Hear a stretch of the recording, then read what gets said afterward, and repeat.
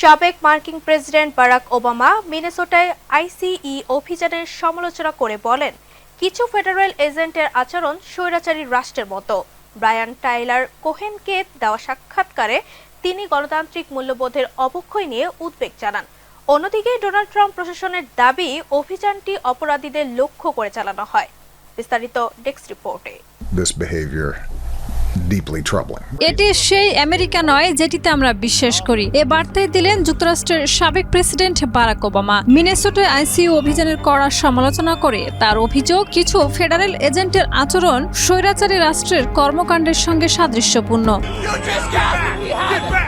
14 ফেব্রুয়ারি রাজনৈতিক বিশ্লেষণ Brian Tyler কোহেনকে দেওয়া সাক্ষাৎকারে ওবামা বলেন, ফেডারেল সরকারের কিছু সদস্যের নিয়ন্ত্রণহীন ও জবাবদিহিহীন আচরণ গণতান্ত্রিক মূল্যবোধের পরিপন্থী। অতীতে এমন দৃশ্য সাধারণত কর্তৃত্ববাদী দেশগুলোতে দেখা গেছে বলেও মন্তব্য করেছেন তিনি।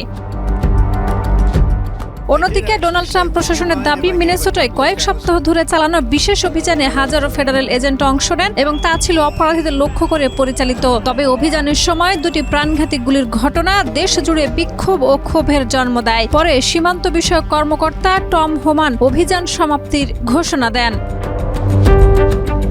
ওবামা বলেন, তীব্র শীত উপেক্ষা করে সাধারণ মানুষের শান্তিপূর্ণ ও সংগঠিত প্রতিবাদ তাকে আশাবাদী করেছে। নাগরিকদের সক্রিয় অংশগ্রহণই গণতন্ত্রের শক্তি। একথা পুনর্ব্যক্ত করে তিনি রাজনৈতিক সংস্কৃতিকে শালীনতা ও দায়িত্ববোধে ফেরানোর আহ্বান জানান। পাশাপাশি প্রেসিডেন্ট ডোনাল্ড ট্রাম্পের সামাজিক যোগাযোগ মাধ্যমে করা একটি বিতর্কিত পোস্টের সমালোচনা করেন, যেখানে তাকে ও সাবেক ফার্স্ট লেডি মিশেল ওবামাকে অবমাননাকর ভাবে উপস্থাপন করা হয়েছিল।